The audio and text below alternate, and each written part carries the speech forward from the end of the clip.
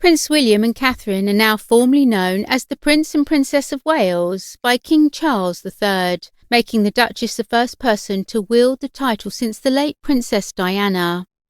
On September the 9th, King Charles made his first address to the British people in his new role since the death of Queen Elizabeth II.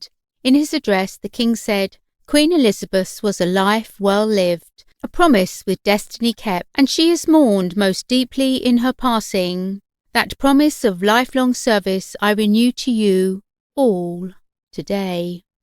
His Majesty referred to the new roles and titles now given to members of the family, confirming Camilla would serve as his Queen Consort. Speaking of William and Catherine, he said, "As my heir, William now assumes the Scottish titles, which have meant so much to me. He succeeds me as the Duke of Cornwall, and takes on the responsibilities for the Duchy of Cornwall, which I have undertaken for more than 5 decades. Today I am proud to create him Prince of Wales, Trywysog Cymru, the country whose title I have been so greatly privileged to bear during so much of my life and duty." With Catherine beside him, our new Prince and Princess of Wales will, I know, continue to inspire and lead our national conversations, helping to bring the marginal to the centre ground, where vital help can be given. Charles also referred to Harry and Meghan in his speech, adding, "I also want to express my love for Harry and Meghan as they continue to build their lives overseas." Ending his first speech as king, he touchingly paid tribute to his late mother, Queen Elizabeth II, adding, "And to my darling Mama, as you begin your last great journey to join my dear late Papa, I want simply to say this: thank you. Thank you for your love and devotion to our family and to the family of nations.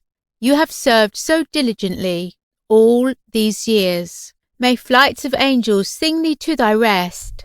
After King Charles III gave Prince William and Catherine new titles, they have both expressed their opinions.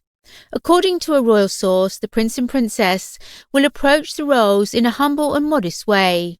Roya Nikar, royal editor for the Sunday Times, quotes the source as saying, "The couple are focused on deepening the trust and respect of the people of Wales over time. The Prince and Princess of Wales will approach their roles in the modest and humble way they've approached their work previously. The new Princess of Wales appreciates the history associated with this role, but will understandably want to look to the future as she creates her own path." Soon after, the Duke and Duchess of Cornwall and Cambridge have changed their social media handles to reflect the new titles given by King Charles III. The couple will now be known as the Prince and Princess of Wales, and their Instagram handle now reads @Prince and Princess of Wales.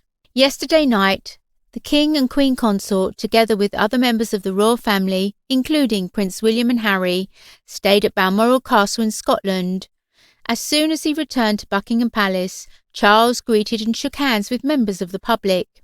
In a statement to the public released shortly after the Queen's death, he said, "The death of my beloved mother, Her Majesty the Queen, is a moment of the greatest sadness for me and all members of my family. We mourn profoundly the passing of a cherished sovereign and a much-loved mother.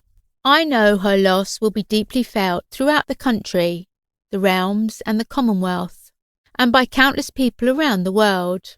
During this period of mourning and change, my family and I will be comforted and sustained by our knowledge of the respect and deep affection in which the Queen was so widely held.